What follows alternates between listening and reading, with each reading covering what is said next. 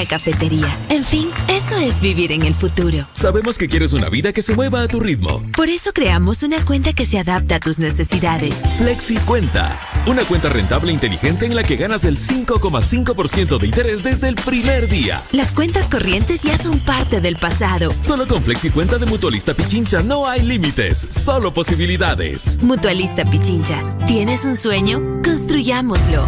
El SUV más deseado por todos es ahora más pro y con menos consumo. Es el nuevo Chery Tiggo 7 Pro híbrido, con nuevo sistema Start Stop que ofrece hasta un 15% de ahorro de combustible y todo el equipamiento premium que lo destaca como su potente motor turbo, techo panorámico, cámaras 360 grados y cargador inalámbrico para celular. Encuéntralo ya en concesionarios a nivel nacional desde $23,990. Chery, innovación que no se detiene, con el respaldo de Corporación Maresa. Tu bienestar merece más seguridad y cuidado integral. Tu bienestar merece más atención médica de calidad. Tu bienestar merece más tecnología y comodidad. Porque tu bienestar merece más. Nuevo Metrored La Carolina. Te esperamos en la Avenida República entre Pradera y Almagro. Agenda tu cita al 02-400-3030. Metrored Centros Médicos. Parte del Grupo Hospital Metropolitano. Fin de espacio promocional y publicitario. Esta es la revista de opinión Democracia. Seriedad y credibilidad en todas partes.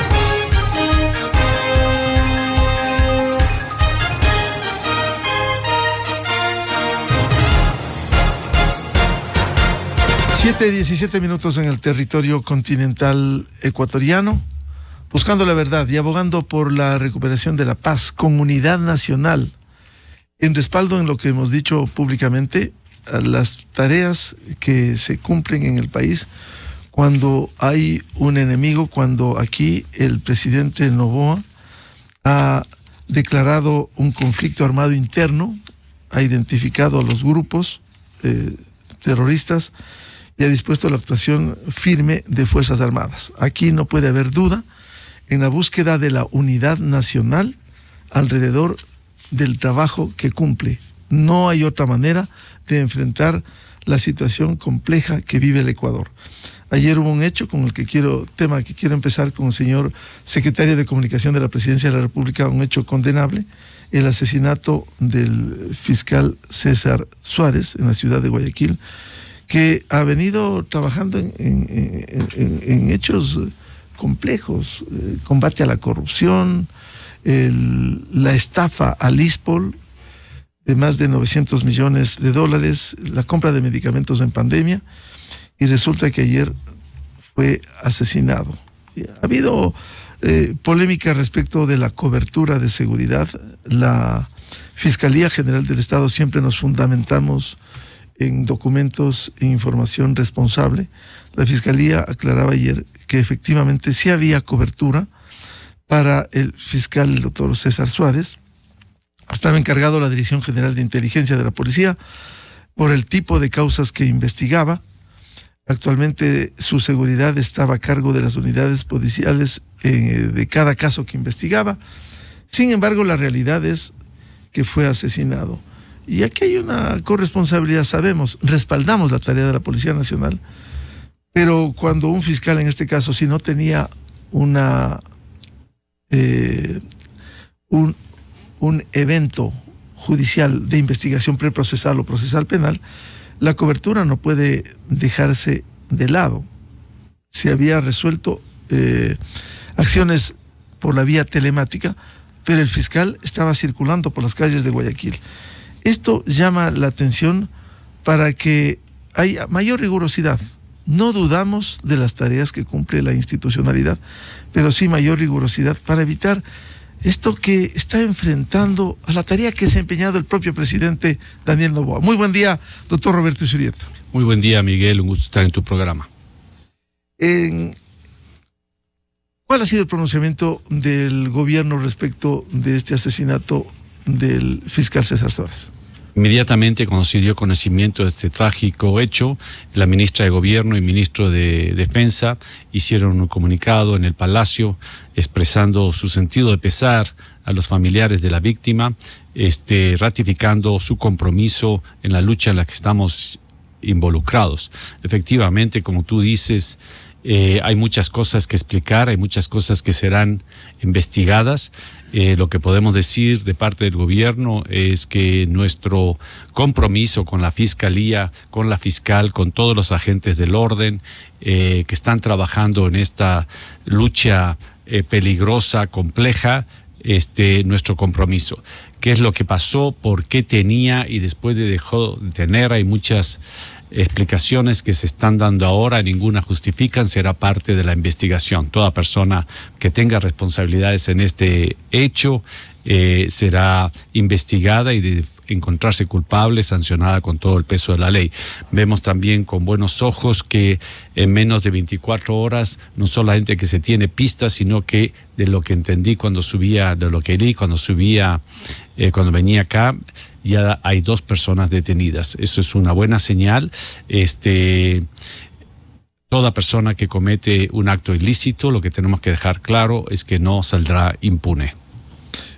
Es importante esa acción y reacción de la policía, pero también tiene que ser complementada por la justicia. Cierto es que el presidente ha sido muy claro en el respeto de la independencia de funciones, pero también hay que mandar mensajes para que cumplan su tarea enmarcados en la ley los jueces y mañana no suelten de manera fácil. Efectivamente, también hemos visto que en algunos de los casos de los detenidos, muchos de ellos han salido libres. Seguimos haciendo votos. Parte de los temas que están en la consulta y que también se están discutiendo en la Asamblea es qué hacer para limitar el abuso de cualquier recurso legal que lo que busca o termina sucediendo es que personas que son acusadas de actos sumamente peligrosos puedan volver a salir a la cárcel. Cuesta mucho esfuerzo, mucho trabajo, es mucho riesgo el lograr detener personas que son de alta peligrosidad y es sumamente frustrante conocer que en algunas horas algunos de ellos simplemente y fácilmente salen de la cárcel. En el caso, doctor Isurieta, del fiscal Suárez, es importante el pronunciamiento del Ejecutivo, la condena, pero más allá de la condena firme frente a hechos de violencia, también tomar acciones y rectificaciones. ¿Cómo se coordina esto? Efectivamente, esta mañana la Policía Nacional va a dar una rueda de prensa que será mucho más completa de la información parcial que yo pueda dar que parte de los medios de comunicación. Tomamos este trágico hecho con mucha seriedad, es parte de la lucha de lo que en la que estamos involucrados y nuestro compromiso para que estas cosas no sucedan, es absoluto. Entonces esperemos la rueda de prensa de la Policía Nacional esta mañana. Hay instituciones públicas que dependen del Ejecutivo, que dependen del gobierno, como el sistema penitenciario, el SNAI. Esta madrugada, a las 0:30, se realizó la audiencia para confirmar la prisión preventiva por el caso Metástasis del ciudadano Daniel Salcedo. Él ha sido trasladado a la cárcel 4 por pedido del sistema penitenciario, el SNAI. Eso dictaminó el conjuez Pablo Loaiza esta madrugada. ¿Cómo dar plenas garantías para que mañana no suceda como ha ocurrido en los días anteriores con la fuga de reos, de condenados?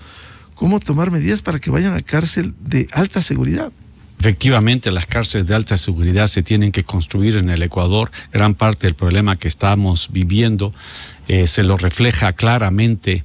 Está uno de los focos de este combate se ha dado en las cárceles, donde las cárceles, por mal entendimiento de políticas que son justas, las políticas de las personas privadas de su libertad, que no son un riesgo para la sociedad y tienen que tener un tratamiento de rehabilitación y con total defensa de los derechos humanos, pero el poder segmentar, separar aquellos que no están en esa situación, sino que son efectivamente una amenaza real al país, al Estado, a los ciudadanos. Y la verdad es, lo hemos visto en los últimos años, que para estos sujetos que han sido y seguirán siendo una amenaza a la sociedad, estas cárceles se convertían en los cuarteles de operación, donde se sentían sumamente seguros porque ahí operaban.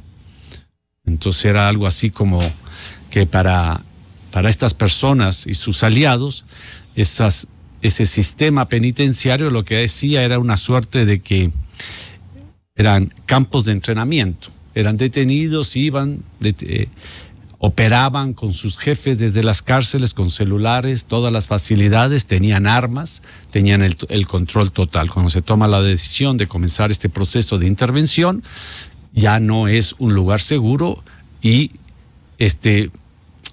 dos de esos grandes capos fugan porque ya no se sentían seguros. Están fugados, están corriendo, están escondidos. Antes estaban en un lugar que tenían todas las facilidades para operar y todo eso pagado por el Estado. Doctor Izurieta, ¿es verdad que el anuncio oficial de la semana anterior, la construcción de las cárceles, tomará 10 o 11 meses, pero mientras tanto no se puede quedar en este ambiente de inseguridad? ¿Por qué no llevarles a La Roca, por ejemplo? De lo que tengo entendido, la gran mayoría de las cárceles, sobre todo aquellas donde existen individuos de alta peligrosidad y que siguen siendo peligrosos, activamente peligrosos, siguen siendo controladas por el ejército. Pasemos a otros temas políticos que son importantes. El presidente envió su respuesta a la Corte Constitucional, el tema de la consulta popular, que es una decisión del Ejecutivo, en donde al menos ha eliminado la pregunta 11 sobre el funcionamiento de casinos. Quizás no se pudo mejorar las preguntas habiendo la oportunidad. Se elimina una pregunta. No se pudo mejorar como juristas de fuste, como el doctor José Chalco para decirlo. Se pudo haber mejorado las preguntas para que sean tratadas por la Corte Constitucional. En este debate, cuando tienes dos grandes juristas, 4 grandes juristas, hay muchas opiniones. Antes de entrar en este proceso, la cantidad de sugerencias, no me acuerdo más o menos el número, pero por lo menos de las que yo había visto en su lugar, probablemente llegaban a 150. Entonces, un proceso de escoger cuáles son las preguntas que nosotros creemos, el gobierno cree que son las más efectivas en un momento dado. Recordemos que el momento político, cuando se envió las preguntas, es un momento político totalmente distinto al que vivimos 2 semanas después. El Ecuador ha vivido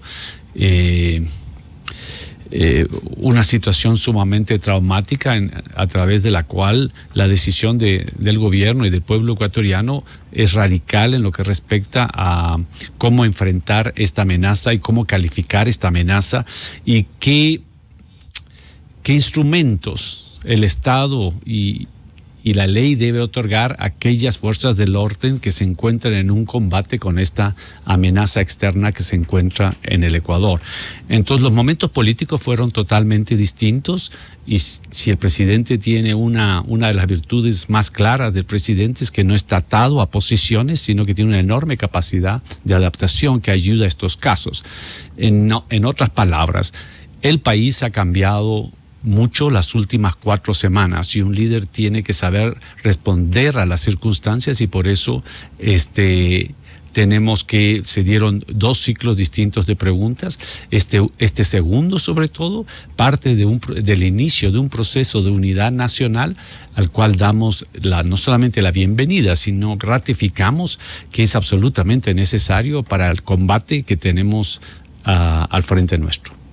Doctor Izurieta, es decir, el primer pliego al confirmar el presidente respondía a un momento político distinto. Ya, esas 10 preguntas están allí y deben ser procesadas por la Corte por la respuesta que ha dado el presidente. Así lo entiendo yo. Ya, y el segundo bloque de preguntas que fue... Todavía no lo procesan. Nosotros pensamos que va a ser positivo, pero eso le corresponde a la Corte en su momento y en su momento comunicar su opinión. Hay otros temas que están pendientes en la Asamblea Nacional.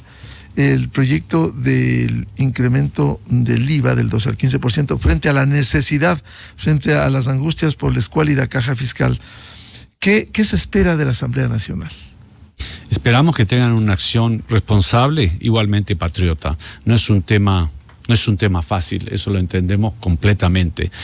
Pero lo que sí no podríamos como ciudadanos aceptar es saludos a la bandera. Lo que necesitamos es respuestas concretas que efectivamente provean de manera bastante rápida los recursos que se necesitan, porque las demandas que tenemos son urgentes.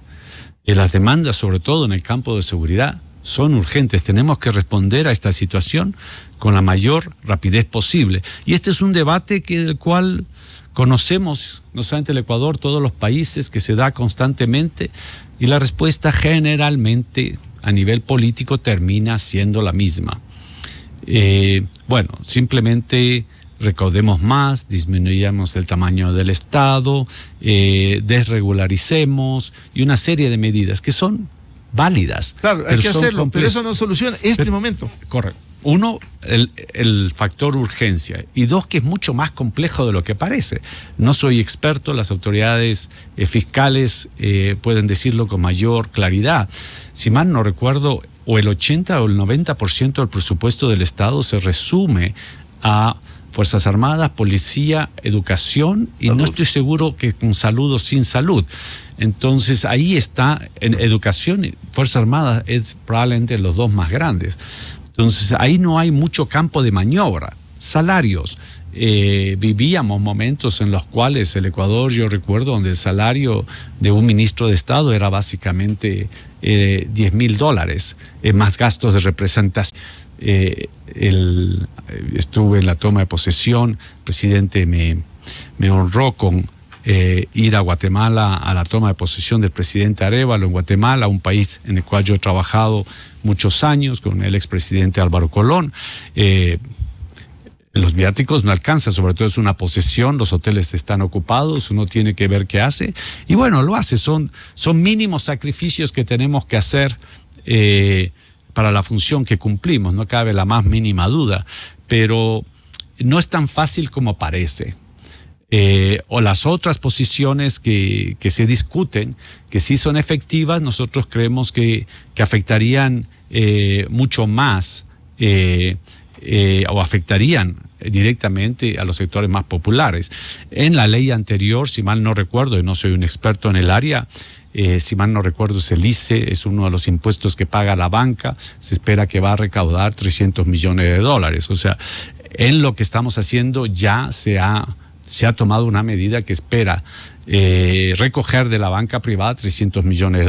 Las cifras exactas, el mecanismo se los dejo a las autoridades competentes, pero se está haciendo esfuerzos grandes para aquellos que den, pero sí, se necesita medidas que han tomado en su momento, basados en este mismo hecho, han tomado en su momento tanto Construye como el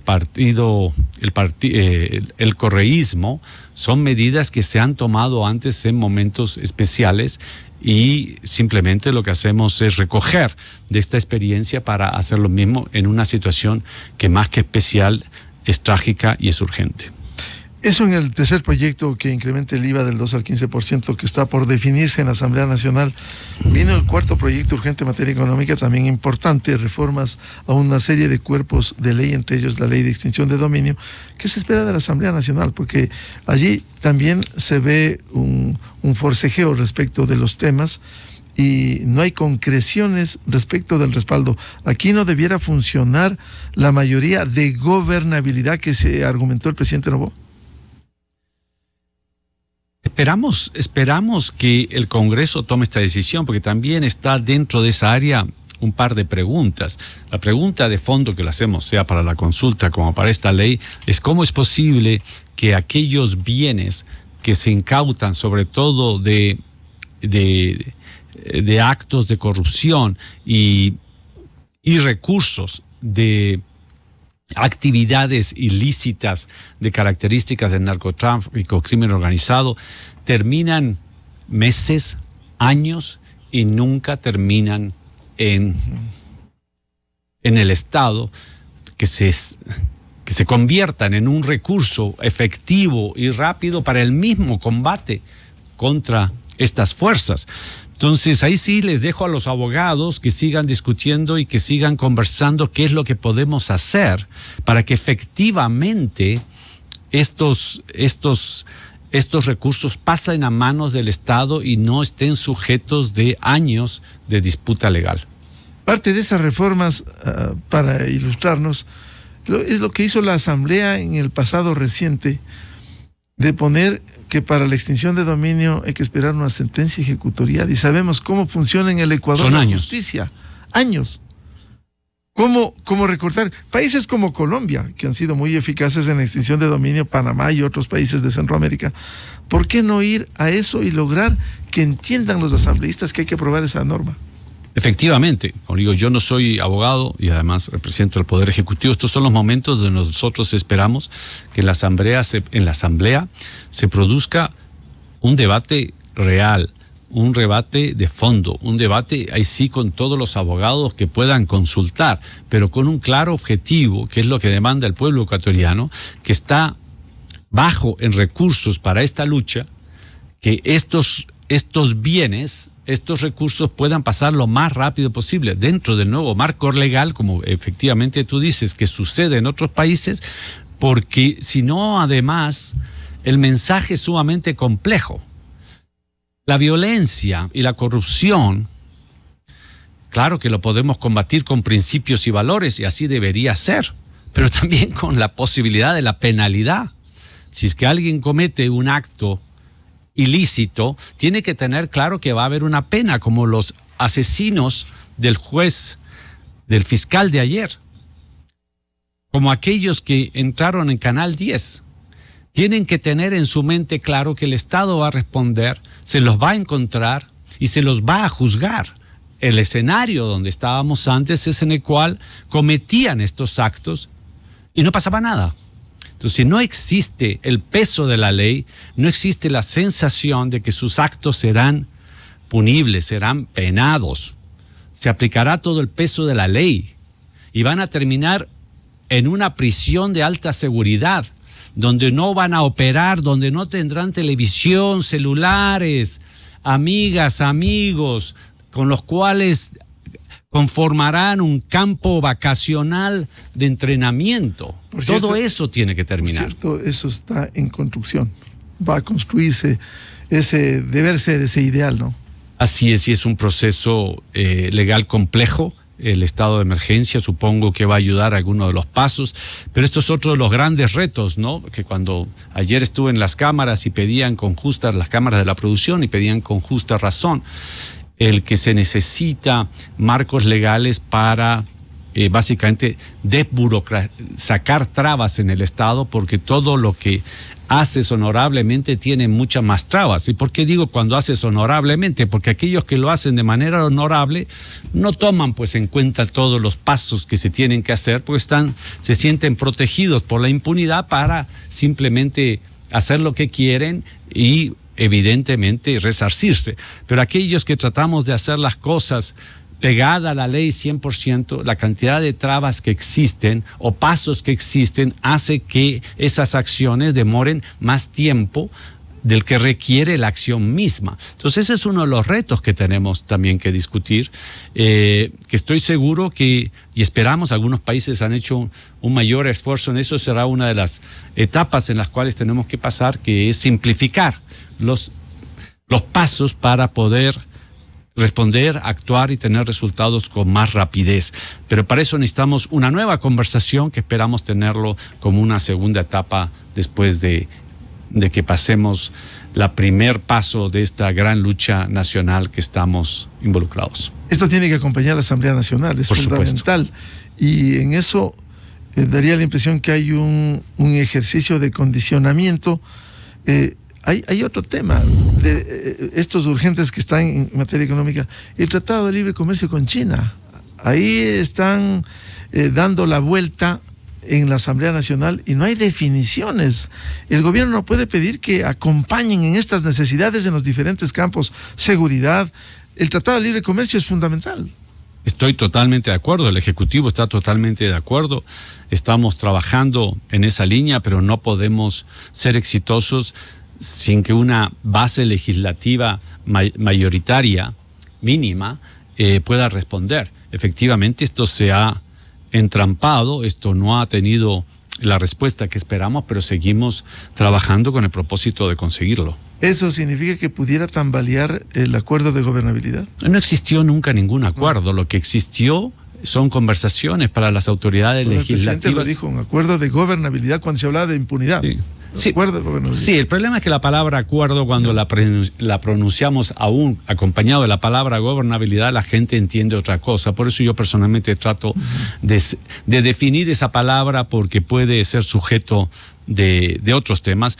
Y ahí estamos viendo en este caso, con el acuerdo con China y otra serie de casos, que tal palabra no existe, nunca existió. Lo que existió es una disposición para conversar de una manera más constructiva algunos de los frentes, sobre todo los proyectos legales.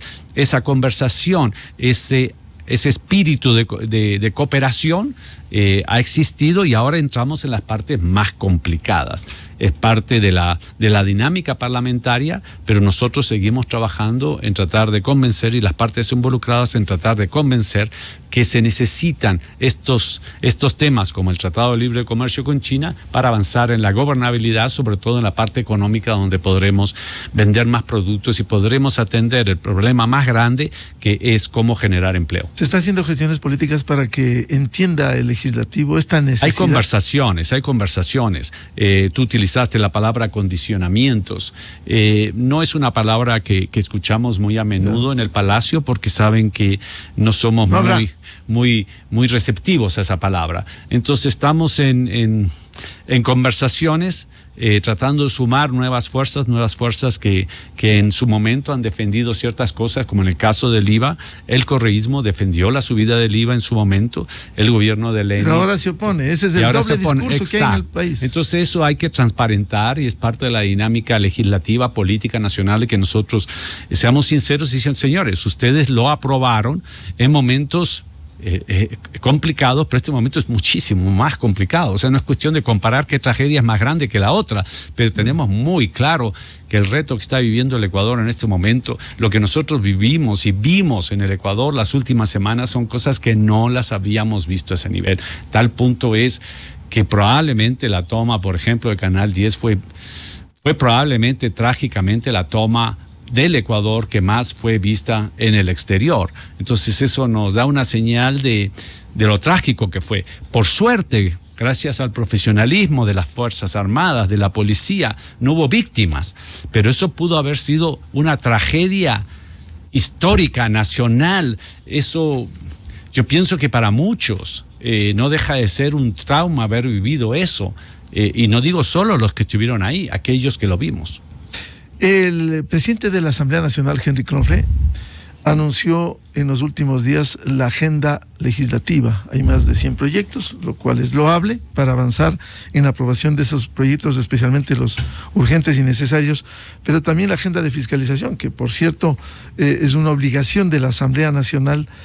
¿Cuál va a ser el pronunciamiento definitivo del Ejecutivo respecto del juicio político de la fiscal general? Porque el presidente de la Asamblea, pese a que dieron un apoyo a la tarea que cumple la fiscal con más de 70 votos, simplemente está en la agenda. Eso no perturba una tarea brillante, valiente, que viene cumpliendo la fiscal general con una circunstancia para registro histórico. El presidente Noboa, voy a leer textualmente lo que dijo en su momento: no permitiré que ninguna organización política intente hacerle un juicio a nuestra fiscal general. Necesitamos proteger a personas como ella que trabajan duro contra las organizaciones criminales que operan en el país.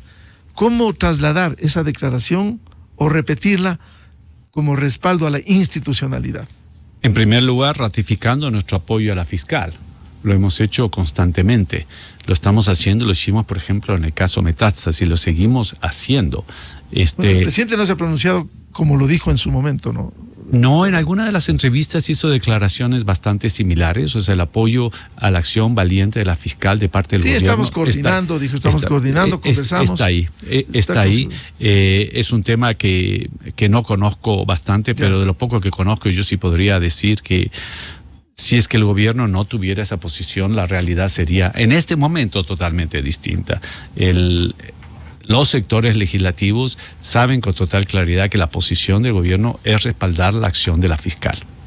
Pero mantener en la agenda, en vilo, un juicio a quien está liderando un proceso de investigación preprocesal y procesal penal. De lo que tengo entendido, ella misma no quisiera que eso se quite. Ya. Ahí hay muchas posiciones, dejémoslo a las partes involucradas, lo de fondo, que es lo importante. La fiscal tiene todo el apoyo del gobierno para realizar su acción. Sus acciones han sido calificadas por el gobierno como valientes, profesionales y muy responsables. El otro tema que quiero consultarle al doctor Roberto Izurieta, estamos en una emergencia, dadas las condiciones que no se han registrado en la historia del Ecuador. Le tocó enfrentar al presidente Noboa, por ello la guerra interna con un conflicto armado, la identificación de las organizaciones terroristas, y la disposición para que actúe Fuerzas Armadas. ¿Qué va a pasar? ¿Está pensando ya el gobierno? Porque ese es el ordenamiento jurídico establecido. El estado de excepción va hasta el 8 de marzo, 60 días dice la Constitución. Puede extenderse 30 días, pero en estos 90 días no va a pasar esta situación, que tendrá que ser permanente el combate al terrorismo. Por eso, o sea, las preguntas que están para la consulta, lo que buscan es exactamente eso. A muchas fuerzas del orden no le gusta la palabra permanente. Llamémosle de una participación conjunta a través del tiempo. Pero sí, el objetivo es exactamente eso. El objetivo es dejar este ciclo en el cual vivíamos, que cuando se declaraban los estados de emergencia, se tomaba la decisión de intervenir alguna de las cárceles y después se hacía lo que llamaban la limpieza, sacaban los explosivos, el armamento, sí. y después volvía lo mismo. Claro. No, o sea, nuestro interés es que esto tiene que ser transformador. Claro. Y eso va a tomar tiempo. Y volver a que sea permanente. Correcto. No, la delincuencia está actuando permanentemente, a diario. Correcto, y el Estado tiene que responder permanentemente. Correcto, o sea, la idea es, utilicemos la palabra permanente para entendernos, pero se buscará, y en los textos está la palabra permanente. Veamos cómo la Corte Constitucional y después la Asamblea trabaja la palabra. Estoy seguro que encontrarán una mejor palabra, pero en términos reales terminará siendo algo muy parecido que cumpla ese propósito. No podemos seguir en este ciclo que cada 6 meses o un año entramos en algunas, limpiamos y después esas mismas después de 2 meses vuelven a hacer lo mismo. Eso tiene que terminarse. Se necesita una segmentación. Hay personas privadas de la libertad, la enorme mayoría de ellos no son una amenaza para la sociedad. Con ellos se debe tener un proceso de rehabilitación y garantizar que puedan pasar ese tiempo privado de la libertad con todas las garantías del caso. Pero existen sujetos cuyos crímenes de los cuales han sido acusados hemos visto en televisión, como aquellos que atentaron contra el Canal 10, no, o sea, yo no soy abogado, pero no hay mucho que, uno dice, aquí no hay mucho que debatir, o sea, está clarísimo que son una amenaza a la sociedad. Esas personas tienen que tener estándares de seguridad que no son las que están proveyendo en este momento los lugares donde están las personas privadas de libertad. A propósito de esa necesidad de las reformas, doctor Izurieta, ¿se confía en el pronunciamiento de la Corte Constitucional para viabilizar el planteamiento del Ejecutivo? Ese es un debate muy rico que pasa en Estados Unidos en muchos casos, ¿no? El sector legal muchas veces tiene que ser ciego a algunas cosas, ciego a los intereses, sin lugar a dudas, pero no puede ser ciego al país que nacieron, al país que se deben. Entonces, yo hago votos porque el reto que nosotros tenemos en el Ecuador es un reto que probablemente los que escribieron la Constitución y los padres de la patria no se imaginaban. Entonces, nosotros tenemos que responder a ese reto dentro, no del marco legal existente, porque ese es el que queremos cambiar, pero sí conforme a los principios y valores que han construido nuestra nación. Y uno de ellos, fundamental, es la defensa de la seguridad de los ciudadanos. Para ello necesitamos instrumentos legales mucho más poderosos, y para aquellos que han violado la vida, las personas han atentado contra esa seguridad, no podemos otorgarles, permitirles que se abuse de instrumentos legales a través de los cuales en 2 días vuelven a las calles. Muchas gracias al señor secretario de Comunicación de la Presidencia de la República por la apertura al atender a la revista de Opinión Democracia. Ojalá, y déjame decir una crítica constructiva, ojalá el resto de altos funcionarios atiendan. Porque lo peor, y eso lo sabe Roberto Zurrieta con su experiencia, lo peor que puede pasar es que autoridades se cierren. Están trabajando conscientemente frente a un momento atípico en la historia del país, pero es bueno también información oficial, atender entrevistas que impidan la desinformación por un lado o la mala interpretación, y peor, las fake news que circulan si es que no se atienden, si no hay la voz del portavoz oficial, no solo el secretario de Comunicación de la Presidencia, sino los ministros secretarios de Estado. Estoy de acuerdo, Miguel, muchísimas gracias. El trabajo que todos estamos haciendo contribuye a la causa y aprecio mucho esta entrevista, aprecio mucho el trabajo que haces. Efectivamente, quizás nosotros por la edad o porque tenemos cierta experiencia en lo político, no en la política, conocemos de estos retos, pero es algo que tenemos que trabajar. Muchísimas gracias por esta oportunidad. ¿Será posible hacer un puente, dadas las condiciones del secretario de Comunicación, para que los ministros también atiendan entrevistas? Mi esfuerzo está ahí constante y lo seguiré haciendo. Me gustaría tener muchísimos mejores resultados. Dependo de otras personas que están haciendo su trabajo, y dejémoslo ahí, pero sí, efectivamente, ese es uno de los grandes retos. Bien, muchas gracias al doctor Roberto Zurrieta, secretario de Comunicación de la Presidencia de la República. Vamos a un corte publicitario. Buscando la verdad, volvemos para hablar de temas de interés de lo que estamos viviendo en el país, como la situación del Seguro Social ecuatoriano, tan importante. Aquí no nos olvidamos de ese tema, el cambio estructural que requiere el IES desde hace años y no ha habido manera de enrumbarlo. 7:52, pausa publicitaria. Desde 1984 con Gonzalo Rosero. La revista de Opinión Democracia.